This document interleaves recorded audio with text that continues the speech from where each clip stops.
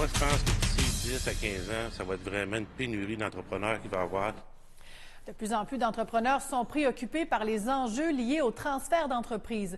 Au cours des 5 prochaines années, près du tiers des entreprises québécoises changeront de main. Et cette transition représente un défi de taille. Ça se décide pas sur un coup de tête. Il faut vraiment que tu te prépares. On a regardé toutes les alternatives qu'il y avait, autant point de vue de relève familiale ou point de vue de relève d'employés. L'homme d'affaires Gino Wallet a fondé en 1995 l'entreprise Bois BSL, qui est rapidement devenue un important joueur dans l'industrie forestière.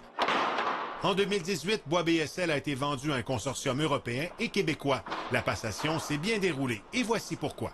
Ça a été vraiment sur un côté consortium d'investissement qu'on a voulu axer plus pour rester des emplois en place. Il y a eu quand même un accompagnement aussi de ma part pour 2 ans aussi pour aider à faire un transfert. Au cours des 5 prochaines années, pas moins de 37 000 entreprises québécoises devront trouver un repreneur et 40 % d'entre elles œuvrent dans le secteur touristique. Un domaine extrêmement attractif pour des repreneurs. L'hébergement, la restauration, tout ce qui est activité touristique, ça parle aussi à cette nouvelle génération d'entrepreneurs avec effectivement un achalandage d'une clientèle québécoise, étrangère pendant la période estivale et hivernale.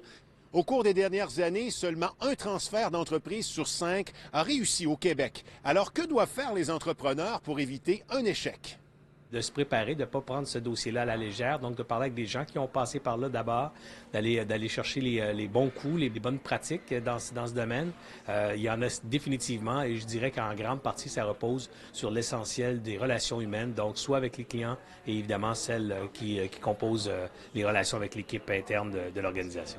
On a à peu près 3000 repreneurs potentiels, donc c'est déjà un bon début. Mais en même temps, j'ai juste 500-600 entreprises à vendre. Donc on manque aussi de propriétaires dirigeants qui s'affichent, qui se manifestent.